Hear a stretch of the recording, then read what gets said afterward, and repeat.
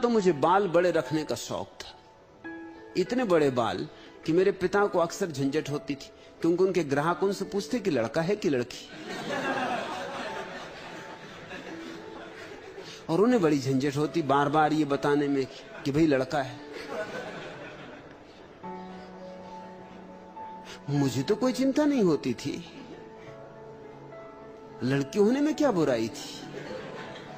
मुझसे तो कभी उनका ग्राहक कह देता कि भाई जरा पानी लिया, तो मैं ले आता, मगर उनको बहुत कष्ट होता, वो कहते कि भाई नहीं, मेरे लड़के को तुम लड़की समझ रहे। तो लोग कहते लेकिन इतने बड़े बड़े बाल। तो उन्होंने मुझसे एक दिन कहा कि बाल काटो, कि दिन भर की झंझट, और या फिर तुम दुकान पे आया मत करो। घर दुकान एक थे, तो जाने का कहीं कोई उपाय भी न था, और छुट्टी के दिन तो उनको बहुत मुश्किल हो जाती। वो कहते कि सुबह से सांझ तक मैं ये समझाऊं कि दूसरा काम करूं, क्योंकि लोग पूछते हैं कि फिर इतने बड़े बाल क्यों, तो आप कटवा क्यों नहीं देते, तो तुम बाल कटवा डालो। मैंने उनसे कहा बाल तो नहीं कटेंगे, तो उन्होंने मुझे चपत मार दी। बस उस दिन मेरे उनके बीच एक बात निर्णित हो गई, फैसला हो गया। मैं गया और मैंने सिर घुटवा डाला। जब मैं लौट के आया बिल्कुल घुटमुंडा, चोटी भी नहीं। उन्होंने कहा ये तूने क्या किया।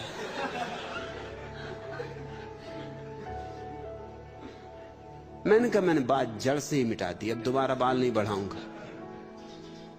उन्होंने कहा लेकिन इस तरह सिर घुटाया तब जाता जब पिता मर जाते। मैंने कहा जब आप मरेंगे तो मैं नहीं घुटाऊंगा, बात खत्म हो गई। सो तुम देख रहे हो वो मर गए, मैंने नहीं घुटाया। एक वायदा था, वो निभाना पड़ा।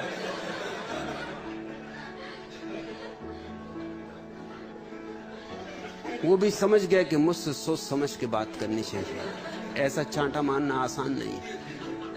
अब लोग उनसे पूछने लगे कि ये क्या हुआ, क्योंकि गांव छोटा गांव, वहां सिर घुटाया ही तब जाता है जब पिता मर जाए। लोग कहने लगे आप जिंदा हो, और ये आपके लड़के को क्या हुआ। अब मैं और वहीं बैठने लगा दुकान पे जाकर। उन्होंने मुझसे कहा कि मैं हाथ जोड़ता हूं, उससे तो बाल ही बेहतर थे, कम से कम मैं जिंदा तो था। अब ये मुझसे पूछते हैं कि आप क्या मर गए, ये लड़के ने बाल क्यों घुटाए। मगर उस दिन बात निर्णय हो गई, मेरे उनके बीच हिसाब साफ हो गया। एक बात पक्की हो गई कि मेरे साथ और बच्चों जैसा व्यवहार नहीं किया जा सकता, या तो इधर या उधर, या तो इस पार या उस पार। मैंने उनसे कहा या तो बाल बड़े रहेंगे या बिल्कुल नहीं रहेंगे, आप चुन लो। उन्होंने कहा जो तेरी मर्जी।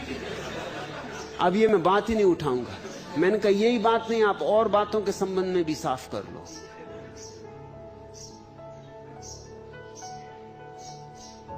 जब मैं विश्वविद्यालय से वापस लौटा तो मित्र उनसे पूछने लगे कि बेटे का विवाह कब करोगे। तो उन्होंने कहा मैं नहीं पूछ सकता, क्योंकि अगर उसने एक दफा नहीं कह दिया तो बात खत्म हो गई, फिर हां का कोई उपाय न रह जाएगा। तो अपने मित्रों से पूछवाते थे, अपने मित्रों से कहते कि तुम पूछो, वो एक दफा हां भरे, कुछ हां की थोड़ी झलक भी मिले उसकी बात में, तो फिर मैं पूछूं, क्योंकि मेरा उससे निपटारा एक दफा अगर हो गया, नहीं अगर हो गई तो बात खत्म हो गई। सो आप देखते ना, उन्होंने मुझसे पूछा, सो परिणाम यह हुआ कि अविवाहित रहना पड़ा। उन्होंने पूछे ही नहीं।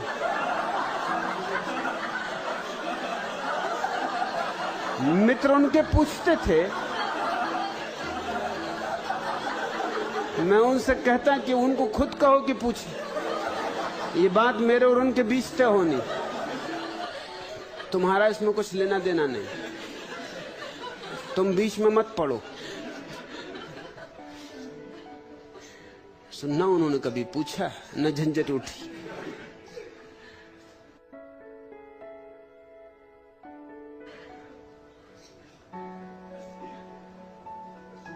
सरल थे, बहुत सरल थे, और चीजों को सरलता समग्रता से ले लेती।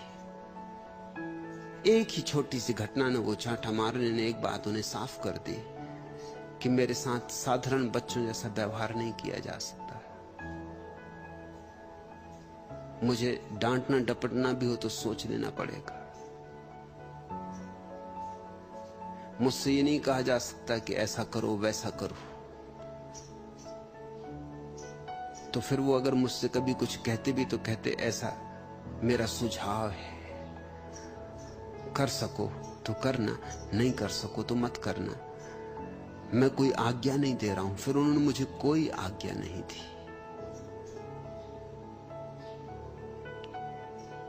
मेरे उनके बीच जो संबंध बनता चला गया वो साधारण पिता और बेटे का संबंध नहीं रहा।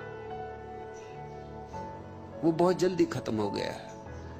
साधारण बेटे और पिता का संबंध, शरीर का संबंध बहुत जल्दी समाप्त हो गया। आत्मा का संबंध निर्मित होता चला गया।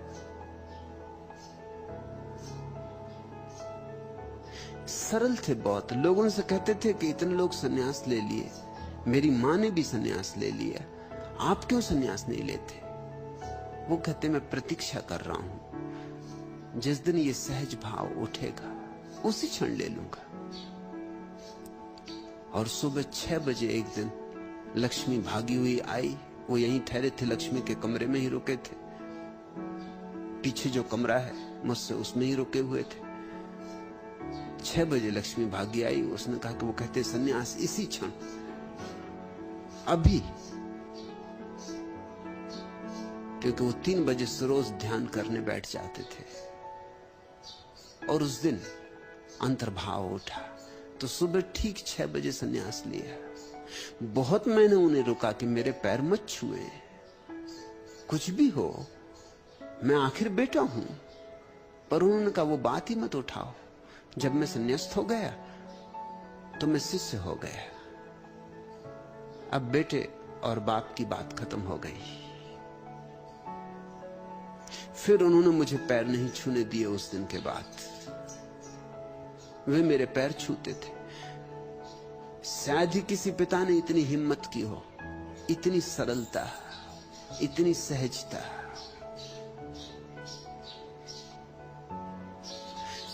फिर वे मुझसे पूछ के जीते थे छोटी छोटी बात में भी, ऐसा करूं या ना करूं। और जो मैंने उनसे कह दिया वैसा ही उन्होंने किया, उससे अन्यथा नहीं। और इसलिए ये अपूर्व घटना घट सकी, अन्यथा जन्मों जन्म लग जाते हैं। मैंने अगर उनको कहा कि ध्यान करना है, ऐसा करना है, तो बस फिर उन्होंने दोबारा नहीं पूछा, फिर वैसा ही करते रहे। फिर ये भी मुझसे नहीं पूछा कि अभी तक कुछ हुआ नहीं, कब होगा, कब नहीं होगा। ऐसा ही करता रहूं जिंदगी भर। 10 साल तक उन्होंने ध्यान किया, लेकिन एक बार मुझसे ये नहीं कहा कि अभी तक कुछ हुआ क्यों नहीं। ऐसी उनकी श्रद्धा और आस्था थी। एक बार मुझे नहीं कहा कि इसमें कुछ अड़चन हो रही है, कुछ और विधि तो नहीं है, इसमें कुछ सुधार तो नहीं करने हैं, कुछ अन्यथा प्रकार का ध्यान तो नहीं करना है। इसको कहते हैं छोड़ देना, समर्पण। इसलिए एक महत्व घटना घट सकी। मैं चिंतित था कि कहीं वो बिना बुद्धत्व को प्राप्त हुए विदा न हो जाए, क्योंकि उन जैसा व्यक्ति अगर बिना बुद्धत्व को प्राप्त किए विदा हो जाए तो फिर तुम्हारे संबंध में मुझे बहुत आशा कम हो जाती। लेकिन वे तुम सबके लिए आशा का दीप बन गए। पूछा तुमने योग प्रीतम, ऐसा लगा भगवान स्वयं भक्त हो उठा। वे भक्ति में निमग्न एक नृत्य गीत थे। और भी मित्रों ने पूछा है कि वे किस मार्ग से बुद्धत्व को उपलब्ध हुए, ध्यान से या भक्ति से। क्योंकि करते तो वे ध्यान थे, लेकिन रस उन्हें कीर्तन में था।